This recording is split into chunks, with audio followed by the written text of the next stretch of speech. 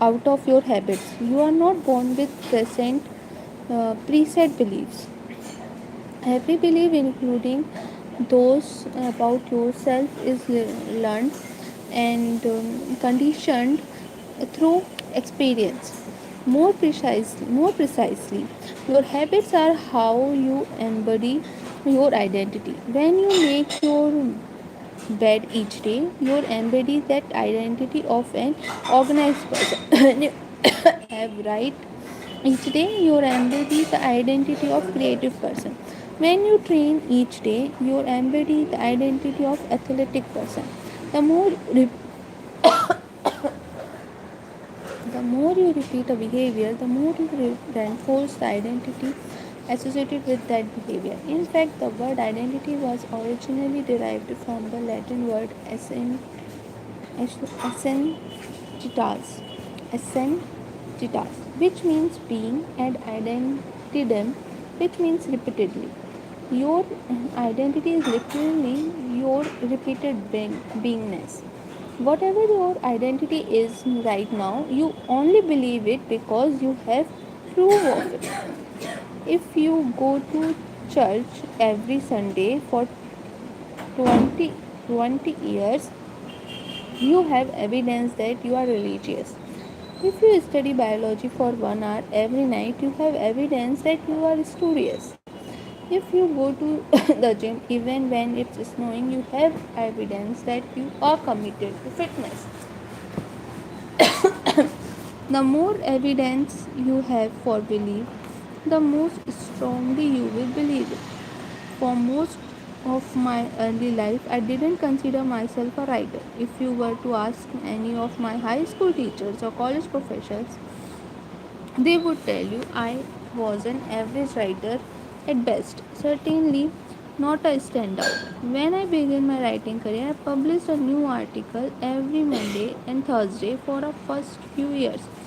As I did my identity as a writer, I didn't start out as a writer, I became one thought through my habits. Of course, your habits are not the only actions that influence your identity, but by virtue of their frequency, they are usually the most important ones. Sorry.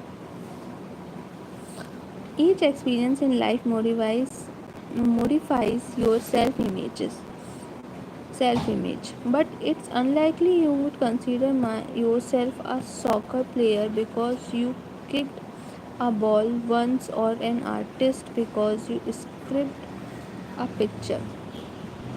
As you repeat these actions, however, the evidence accumulates and your self image begins to change. The effect of one of experience tends to fade away, while the effect of habits gets reinforced with time, which means your habits contributed most of the evidence that shapes your identity. In this way, the process of building habits is actually the process of becoming yourself. This is a gradual evolution. We do not change by snapping our fingers and deciding to be someone entirely new. We change bit by bit, day by day, habit by habit. We are continually undergoing micro evolutions of the self. Each habit is like suggestion. Hey, maybe this is who I am. If you finish a book, then perhaps you are type of person who likes reading. If you go to gym, then perhaps you are a type of person who like exercise. If you practice playing a guitar, perhaps you are the person you are the type of person who likes music. Every action you take is a vote for the type of person you wish to become. No single instance will transform your beliefs, but as the vote build up, so does the evidence of your new identity.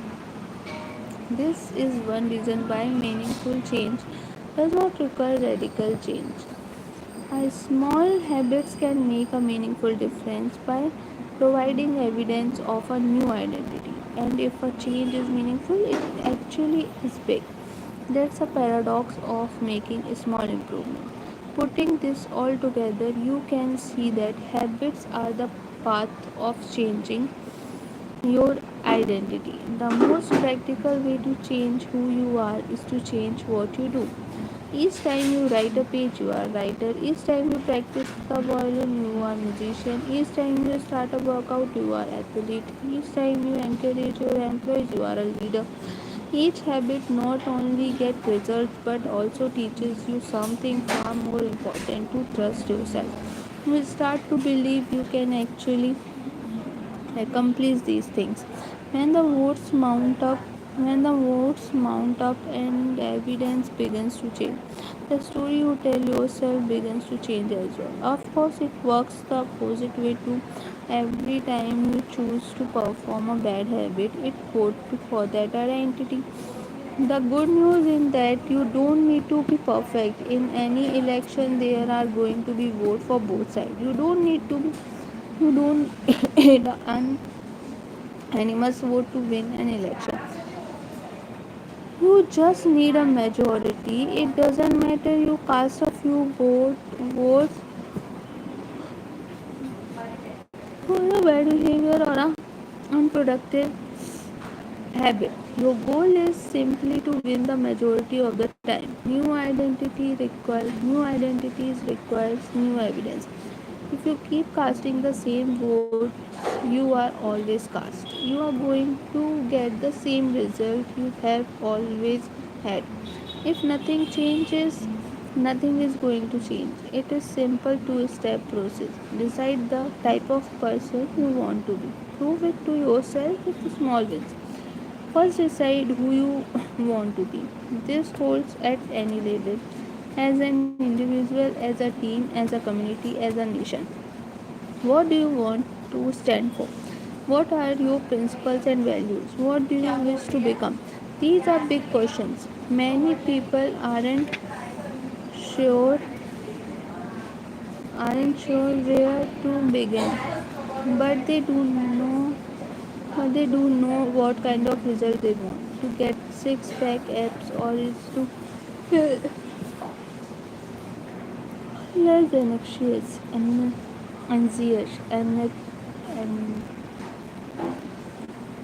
anxious, or to double their salary. That's why that's fine. Start there and work backward from the result you want the type of person who could get those results. Ask yourself, who is the type of person that could get the outcome I want? Who is the type of person that could lose 40 pounds? Who is the type of person that could learn a new language? Who is the type of person that could run a successful startup? For example, is the type of person who could write a book.